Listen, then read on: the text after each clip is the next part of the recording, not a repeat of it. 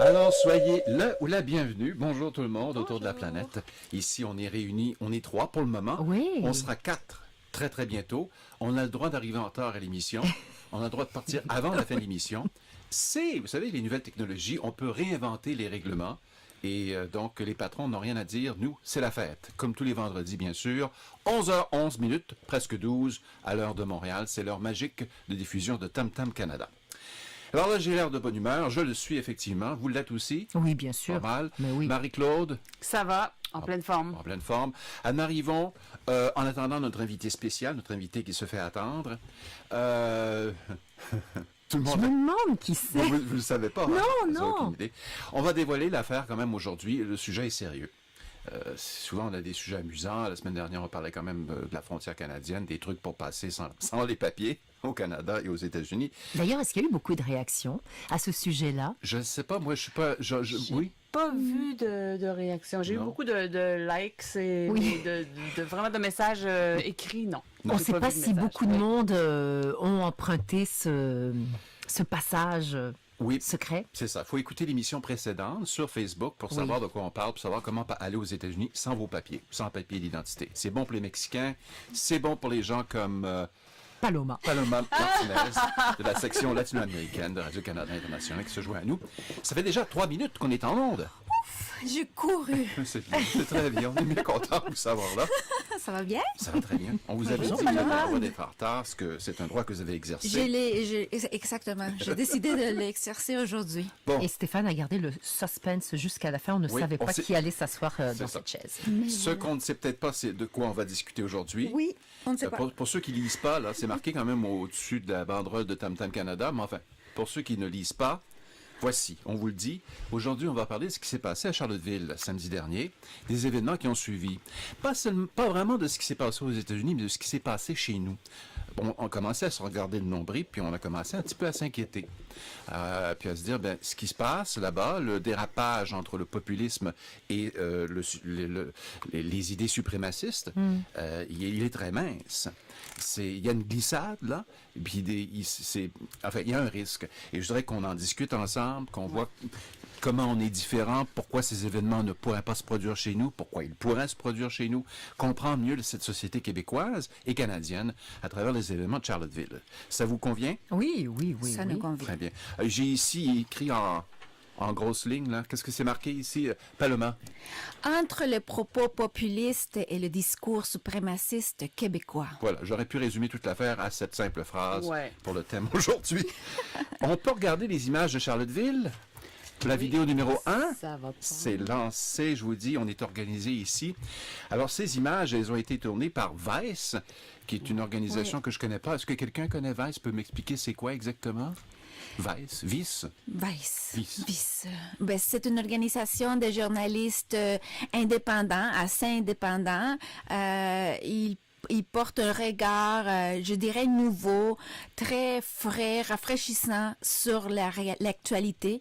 Donc, c'est un reportage, celui-ci en particulier, est vraiment très bien fait parce qu'ils sont rentrés dans le cœur de cette manifestation des suprémacistes blancs aux États-Unis à Charlottesville. Ils sont vraiment discutés avec eux, donc on a pu vraiment comprendre le point de vue de ces gens-là, savoir ce qui les motive, savoir leurs priorités, connaître leurs priorités. Donc, c'était très intéressant. Et est-ce que quelqu'un ici autour de la table peut me dire ce qu'on a découvert au sujet du Québec dans les images tournées par Vice?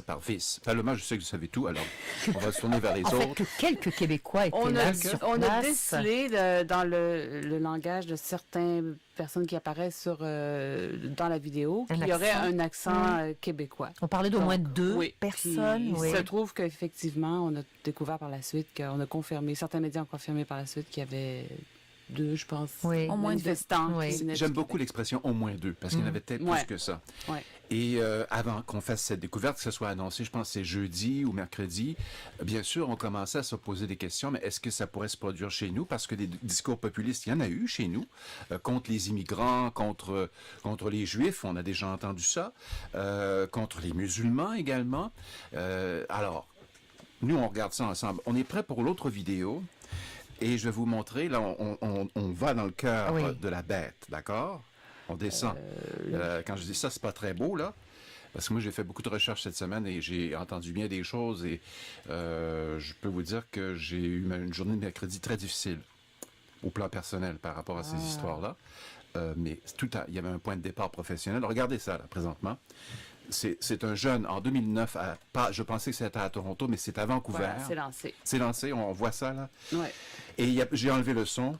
Et on a donc 3 jeunes voyous, des skinheads, qui s'attaquent à un jeune noir. Aucune raison, le jeune circulait là, et il s'attaque à lui. Et il va être un héros, il sera comme ça décrit par les journaux canadiens, parce que, bien sûr, il va y laisser quelques dents, mais il va se défendre jusqu'au bout, et il va gagner, entre guillemets, son argument contre ces salauds qui étaient là pour le coincer.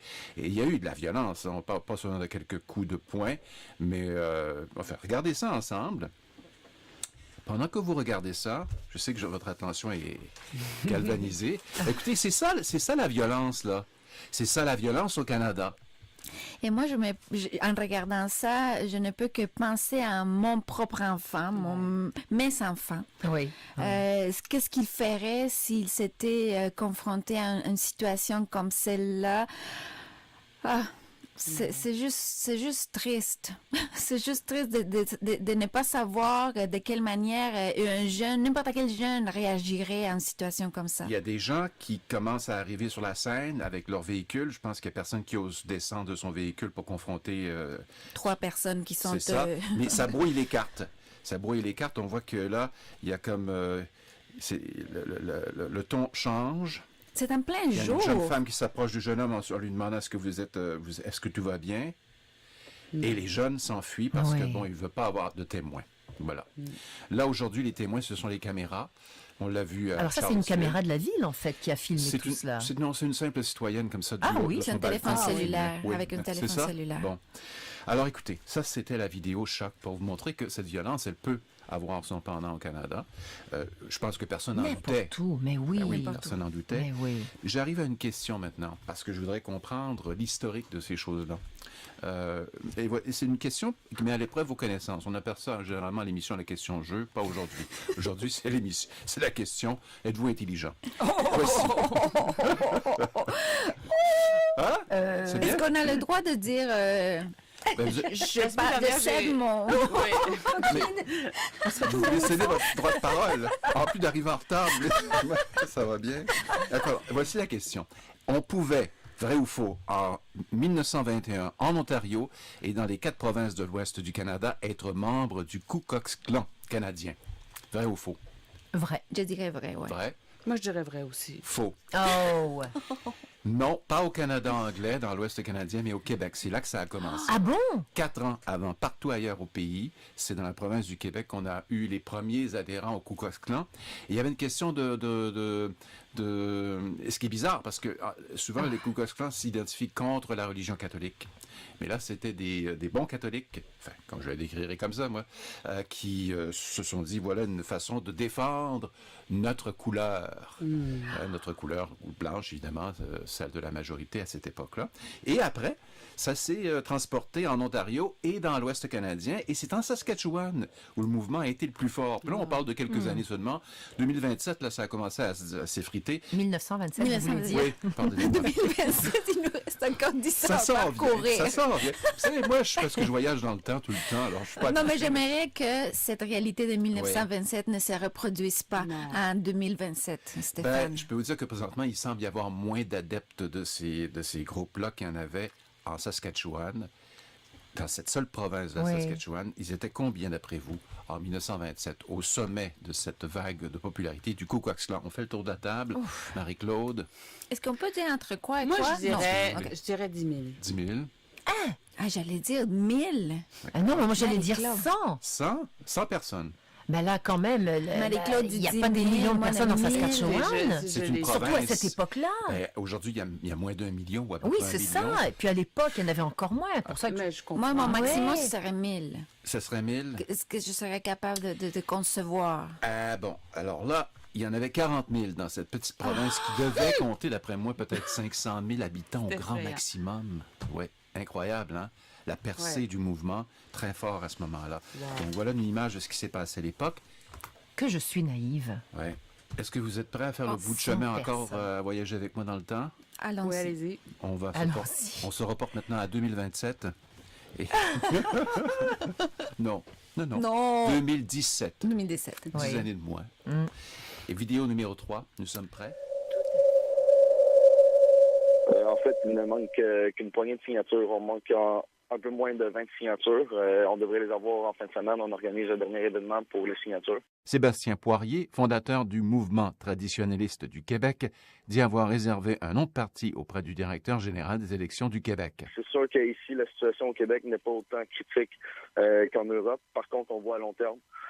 Donc, on croit que c'est un système de défense qui a à mettre le plus rapidement possible. Poirier est d'avis que la culture québécoise est menacée par le nombre de migrants qui ne sont pas de la couleur de la majorité. Contre, en fait, l'arrivée massive de migrants, l'arrivée massive d'immigrants, en fait, d'un peu partout, qui menacent la culture. On parle pas nécessairement d'abolir l'immigration. Je sais que la presse a fait un article qui marginalise beaucoup plus que ce qu'on est en réalité.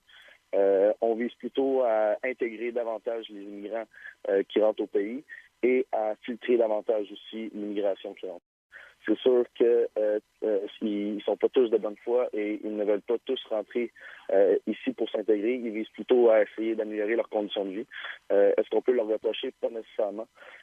Cependant, c'est sûr que c'est pas à nous de les prendre en charge. On n'est pas responsable nécessairement d'eux autres et d'ailleurs, ils n'ont pas le besoin de venir ici. Il n'y a rien de mieux qu'un ancien skinhead ou raciste pour nous expliquer comment ça fonctionne, ce mouvement-là.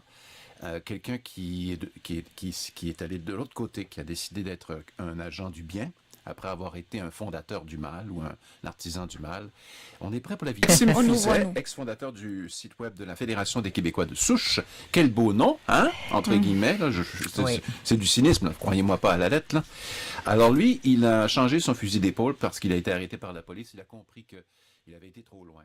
Et aujourd'hui, il travaille dans un centre d'anti-radicalisation. Oui, oui. Je l'ai entendu, effectivement, avec des propos très, très modérés, en fait, en se rendant compte qu'il avait fait une erreur par le passé. Mon téléphone vient de... C'est quoi? Bon, déjà, la première chose qu'on voit sur la page de la Fédération des Québécois de souche, ils nous volent nos jobs, mais ils sont tous sur le BS. C'est le genre de comparaison douteuse que les racistes font à propos de l'immigration. Maxime Fizet est l'ex-fondateur du site web de la Fédération des Québécois de souche. Cet ex-suprémaciste collabore maintenant avec le Centre québécois de prévention de la radicalisation menant à la violence. Jamais ils vont parler en mal d'une ethnie. Ils vont utiliser, en fait, l'espèce d'arc-boutade logique en disant on n'est pas raciste, nous on est juste contre une religion, l'islam. Mais on constate, si on suit leur fil assez longtemps, qu'ils sont également antisémites, mais ils vont simplement s'en cacher. Ils ne tiennent pas non plus des propos qui sont ouvertement racistes. Ils vont chercher à édulcorer leur discours. D'ailleurs, c'est l'objectif que j'avais moi-même quand j'étais le chef de cette organisation-là. Édulcorer le discours pour le rendre plus politiquement correct. Ce qui est paradoxal parce qu'en même temps, ils dénoncent le politiquement correct. Et ils vont presque tous voter conservateurs. Certains vont voter pour le Bloc. Mais sur la scène québécoise, la CAQ est relativement populaire aussi. On voit d'ailleurs que Legault essaie de se positionner un peu comme un Trump soft. Il avait joué un peu là-dessus, là, puis il voudrait rouvrir la question de l'immigration. Il n'y a pas encore de groupe politique visible, très visible, qui tienne un discours d'extrême droite, mais il y a des tentatives. Il y a comme 2 fronts nationaux en ce moment. Il y a la Fédération des Québécois de souche. Atalante Québec, qui est un groupe de skinheads de la région de Québec, très, très actif. Ils sont très visibles, font des vidéos de propagande. Ces vidéos-là circulent étonnamment beaucoup.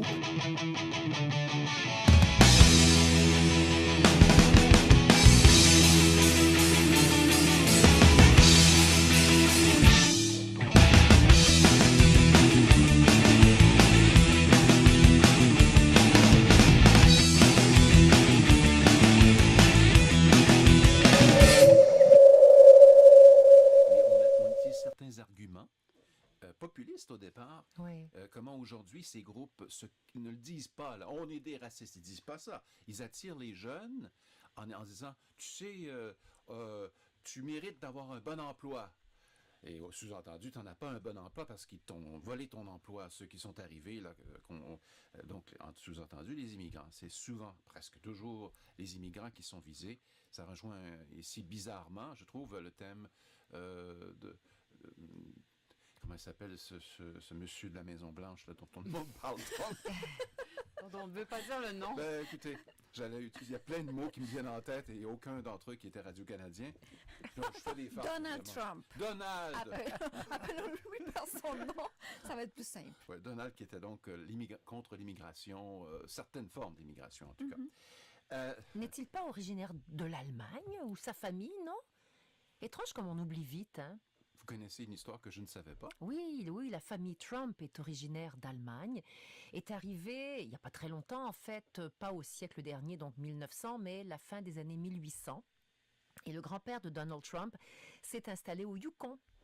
Et il a fait fortune avec, c'était la ruée vers l'or, alors il avait un hôtel et il se passait beaucoup de choses dans son hôtel, autant de la prostitution que plein d'autres choses, et finalement il s'est enrichi et il est parti aux États-Unis. Alors voilà, je voudrais rappeler à M. Trump qu'il a quand même des origines autres que nord-américaines. Ouais. En tout cas, beaucoup de gens qui veulent rappeler certaines choses à M. Trump depuis un certain nombre de mois, mais là, je pense pas qu'il écoute. Il n'est pas tellement ouvert, réceptif. Enfin, si d'autres ne le savaient pas, voilà, il est lui-même petit-fils d'immigrants.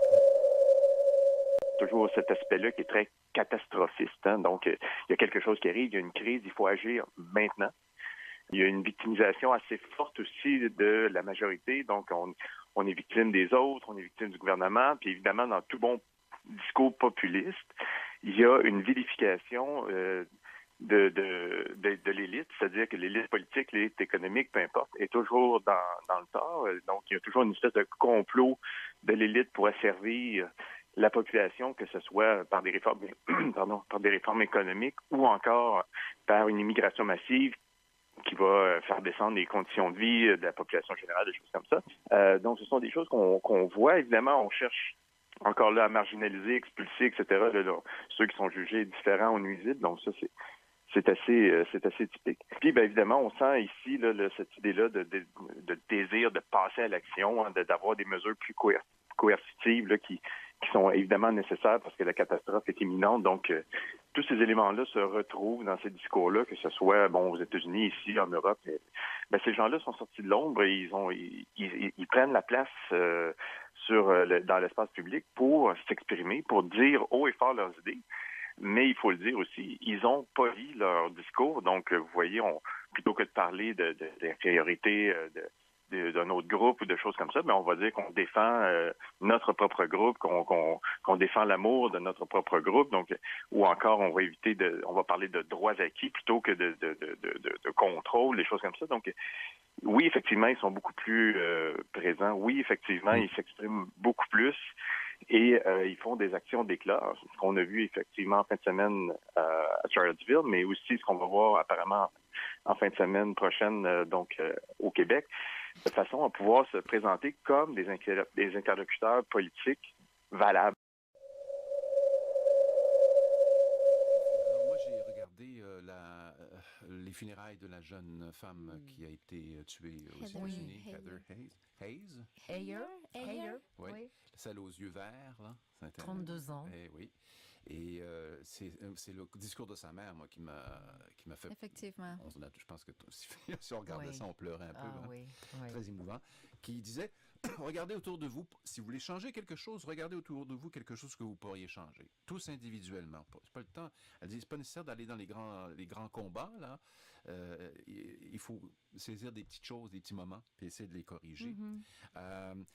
Mon fils me disait dernièrement, Stéphane, que sur Internet, sur Facebook et autres médias sociaux, il est témoin souvent des messages autant misogynes que racistes, souvent de l'incompréhension, les jugements rapides ou des blagues qui ne sont pas des blagues en réalité, mais qui veulent passer par des blagues. Donc, je lui ai dit, ben, réfléchis, parce qu'il me disait de recevoir ça comme information, mais j'ai dit, mais est-ce que toi, tu es d'accord? Non, donc, est-ce que tu peux faire quelque chose? Il m'a dit, mais non, mais moi, je ne veux pas me mettre en... Effectivement, il ne veut pas se mettre en conflit avec quelqu'un sur l'Internet. En même temps, est-ce qu'il faut toujours entrer dans ces discussions qui peuvent devenir très publiques sur les réseaux sociaux? Oui. Donc, il y a tous ces questionnements-là. Dans la vie quotidienne, au jour le jour, en présence des gens, oui, on peut peut-être agir, mais sur l'Internet, est-ce qu'on doit le faire? Moi, je me suis posé la question. Et vous? Marie-Claude, vous posez des questions en ce moment par rapport à tout ça?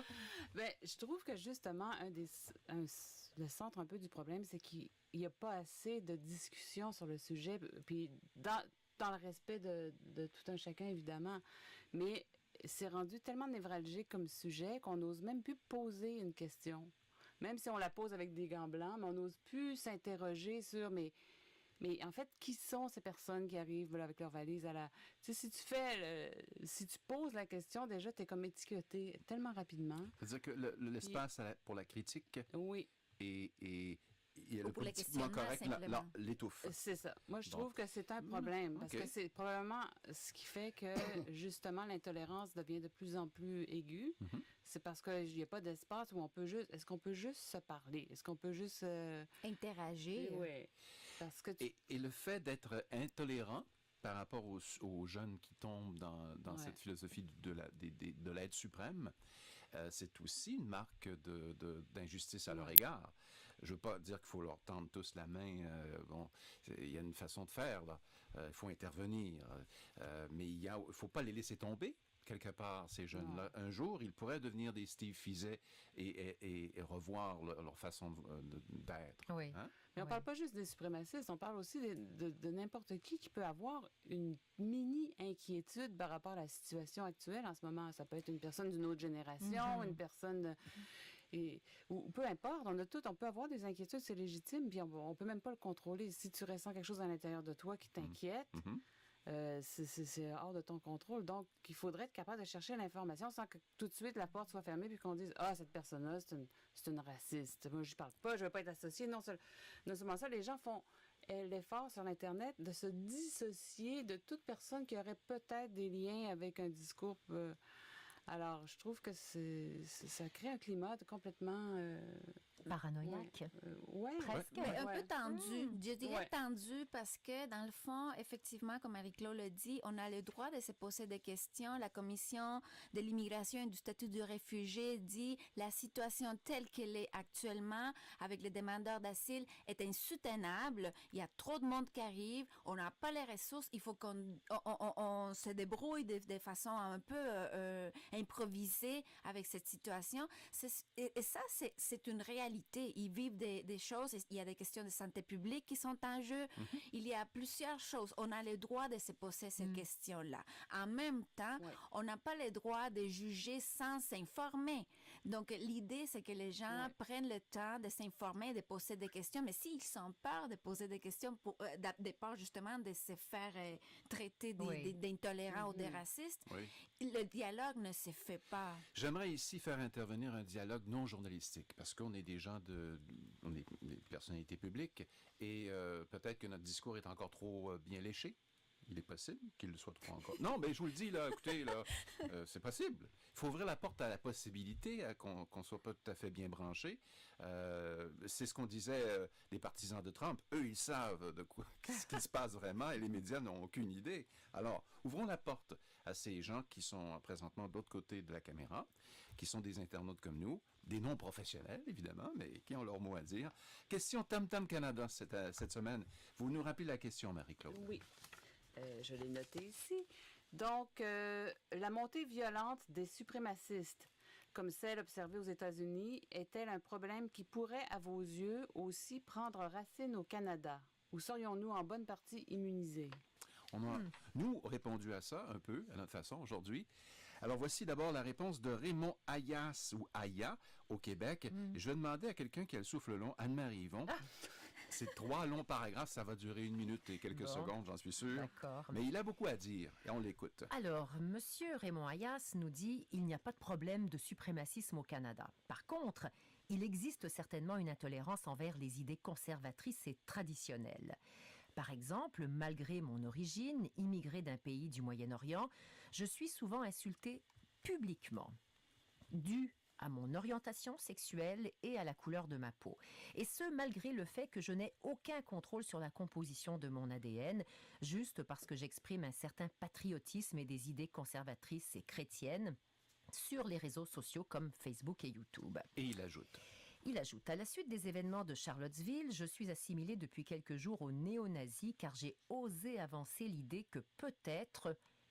Ah oui, il dit que peut-être pas tous les manifestants étaient adeptes des thèses hitlériennes ou membres du KKK et... blasphème, qu'il existe des groupuscules soi-disant d'extrême gauche qui sont extrêmement violents et qui ont activement cherché la bagarre. Et ce n'est pas fini. Alors il ajoute, en mon opinion, ce qui est consternant est cet acharnement à faire disparaître tout discours qui ne va pas dans le sens de la rectitude politique du jour. Des autorités qui œuvrent à démonter des monuments et contrôler le langage des gens, c'est ça qui va causer de la frustration chez les gens qui se sentent visés. Empêcher les gens de s'exprimer, changer l'histoire, tout cela va exacerber les tensions qui existent. C'est ce qui va mousser le racisme et peut-être même le suprémacisme. Et il conclut, « Nous ne sommes pas encore rendus là, mais nos gouvernements doivent prendre acte pour éviter cette éventualité. » Il vient de dire ce que vous exprimiez, surtout de votre côté, Marie-Claude. Oui, en mais disant, toujours en gardant en oui. tête, évidemment, que on ne juge pas quelqu'un sur la couleur de sa peau, de ses origines. Puis un peuple ne souffrira jamais d'un excès de compassion. Hein? Alors, il faut... je pense qu'il faut quand même... faut bien s'assurer que ce qui motive nos questionnements aussi, c'est pas justement des préjugés qu'on aurait aussi. Oui, oui. Ouais. Mais l'important, c'est de se poser des questions, Ouais. quand même. Je n'ose plus demander qu'on passe une autre vidéo parce que je n'aurai pas de son. Non, mais de toute façon, il n'y en a plus. Il y en a plus, hein? Bon, ben, il y en a plus. Ça règle le C'était- problème. Je faisais des blagues. Alors, on a une réaction qui vient des États-Unis, à quand même une bonne distance de Charlottesville. Charlottesville, c'est à 100 km, 100 000 en langage américain, c'est 100 miles Donc 160 km. de Washington. Ah oui, de Voilà, Washington, oui, oui. du lit de M. Trump. Oui. Et alors, Steven Stevens, qui est dans la ville de New York, et New York, c'est une ville qui est à peu près à 180 km de Washington, donc environ 110 miles de M. Trump. Voici ce que Steven Stevens nous dit cette semaine. On va demander à Paloma de nous dire ça. Je suis prête. Ah oui. Il est certain que les événements de Charlottesville, d'où j'habite près, vous sont réveillés au Canada. Vous aussi, vous avez un problème avec les discours populistes. Je me souviens de quand le Parti québécois était au pouvoir, je crois en 2014, et son raciste projet de charte des droits qui voulait imposer des façons blanches de s'habiller à peu près tout le monde. Chaque fois que des politiciens se montrent intransigeants et méprisants, cela finit toujours par faire mal, pas seulement sur le moment, mais pendant des années. Je pense que le Québec du Parti québécois était aussi raciste que notre bouffon de président, dit Oh, il ne va pas avec le dos de la cuillère. Steven Stevens de la ville de New York. Ça, c'est un point de vue qui vient Oui. de l'extérieur. Oui. Ça peut vouloir dire ce que vous voulez quand je dis ça. là, C'est mais- une perception, Perception. que les gens ont du C'est ça. Québec. Mais Ouais. quand on observe de l'extérieur, Ouais. on voit des choses que probablement ceux de l'intérieur ne voyons pas. Des fois. Des un fois, point, ouais. des fois, pas toujours. Pas probablement, mais des fois. Mais en Je ne sais fait, pas. le racisme, l'intolérance naît toujours de la même chose. Hein. La racine est simple. On a peur de l'étranger. La peur. C'est l'ignorance. C'est la peur. La C'est peur. vraiment, oui, c'est l'ignorance, c'est la peur de l'étranger. Ouais. C'est différent de nous, ça fait peur. Puis aussi, Ouais. et je crois que ça vient de ça, mais ça vient aussi, pour certaines personnes en tout cas, de notions de supériorité, je crois. Ben, je vais vous raconter une histoire. Quand je suis arrivée au Canada, Auparavant peut-être? Non, Autant je de- pense autant de en l'heure, 2027, oui, puis en l'esclavagisme. 1917, oui. D'accord. je sais pas, moi je suis immigrante aussi au Canada. Oui. Pourtant, j'ai la couleur de peau de la grande majorité des Canadiens. Et je suis arrivée ici à 12 ans dans une école et j'ai été battue. Pourquoi? Parce que j'étais une étrangère. J'arrivais d'ailleurs, je faisais peur. Vous avez été battu lorsque vous aviez 12 ans, pas il y a Oui, 12 ans, j'étais quand- battue à quand vous aviez l'école. 12 ans. Non, j'étais battue à l'école Je vous ai parce vu. que j'étais une Ouais. étrangère. Je sais pas ce qui leur faisait C'était à peur, mais- Rivière-Baudette, hein? Rivière-Baudette? Non. Mais c'était dans cette région-là. Vous voulez pas Ouais. nommer le village, là? Pas nécessairement, D'accord. c'est pas Ce nécessaire. serait une occasion de vous... Mais est-ce que c'est un petit village, donc? Oui. Ça veut dire que c'était pas la même chose qu'à Montréal ou vous pensez que... À Montréal, à l'époque, il y avait déjà plus d'immigrants. On en voyait plus. Mais nous, dans cette école-là, il y avait personne d'une autre couleur que la couleur blanche. Oui. Et j'arrivais avec un accent différent. J'étais une minorité audible et on me l'a bien fait comprendre. Une Ouais. personne qui vous ressemble beaucoup, j'ai vu l'image là sur le Facebook, c'est Madame Françoise Depardieu Oh, qui madame. nous a écrit ce matin. Ah, j'ai pas vu son Vous avez- message. Ah, je pense que c'est une belle surprise. Ah. Oui. Et je sais que ça faisait plaisir à Anne-Marie qu'on lui donne le texte. Madame. C'est une auditrice qui habite dans le sud de la France. Je me rappelle plus exactement dans quel village ou quel endroit. Ah oui, je me rappelle. Ça Près fait d'Avignon, longtemps, je ça fait pense. longtemps qu'on n'a pas Ouais, utilisé. 3-4 mois qu'elle nous a pas écrit. Et puis, je me D'où venez-vous, Madame Depardieu? Avignon, non? Dans ce coin-là, je me rappelle plus. Mais elle répond à Oui. notre question cette semaine par rapport au fait, est-ce que nous risquons ici au Québec de tomber du populisme vers le suprémacisme? Je m'exprime vraiment avec des mots barbares ici, mais en tout cas, c'est l'idée générale. Alors, on écoute la réponse. Alors d'abord, bonjour les amis canadiens. Et elles disent ce que vous veniez de dire. Décidément, il y a longtemps que je ne vous avais pas écrit. Moi, je pense que des populistes comme Marine Le Pen ou Donald l'Américain nous font tous glisser vers un monde où l'intransigeance devient la norme. Au Québec, vous me semblez plus tolérant, mais je crois que ce n'est qu'une question de temps. Les immigrants nous submergent et nous ébranlent et nous n'avons pas toujours la patience de nos bonnes intentions de départ, qui est d'ouvrir nos bras à ceux qui sont dans le besoin. Alors là-dessus, on ferme l'émission. Vous êtes d'accord? On va laisser les gens poursuivre la réflexion sans apporter de point de conclusion. Ça vous va? Excellent. On fait des petits points, trois petits points. 3 petits points. On ajoute ça sur la page de Facebook et aux gens qui sont là de remplir les cases. C'est plus qu'une case, vous en faites pas, là. On vous met pas dans des cases. Vous pouvez écrire autant que vous voulez. Est-ce qu'il y a une limite sur Facebook sur la longueur D'un commentaire, je crois commentaire? pas. Non? Je ne crois pas. En ce J'ai qu'on déjà pourrait vu demander- de très, très, très, Ouais. très longs commentaires. Oui. Je pense que vous devriez tester l'affaire pour nous et voir jusqu'à quel... Nous, on est d'accord pour avoir un texte Long. long. À On n'en est plus prêt. finir. Mais on ne le lira pas. C'est pas vrai. On lit tout. Voilà. On lit tout. Alors, Anne-Marie Yvon, merci beaucoup d'être venue cette Ça fait semaine. plaisir. Merci Anne-Marie Yvon de Stéphane. la section, je dis section, L'équipe. c'est l'équipe de Espace Autochtone de Voilà. Radio-Canada. Paloma Martinez de la section latino-américaine qui travaille cette semaine à la section française de RCI. Et la semaine prochaine aussi. Vous êtes là aussi? Hey! Donc, la semaine prochaine, on vous retrouve à l'émission. Exactement. C'est vrai, ça? C'est vrai, je vais venir vendredi. Oui? Parce que- J'arriverai en avance. Ah oui, parce que des fois, elle s'arrangeait pour pas travailler le vendredi, pour pas faire l'émission avec nous. Pas vrai. Là, aujourd'hui, elle arrive en retard. Oui. Moi, je ne serai pas là, mais Madame Depardieu peut quand même écrire. Là, il n'y a pas de problème. Marie-Claude, merci d'avoir assumé comme ça le manteau de la technique aujourd'hui. Bon, ça fait plaisir. Merci. Au revoir. Bye! Bonne semaine.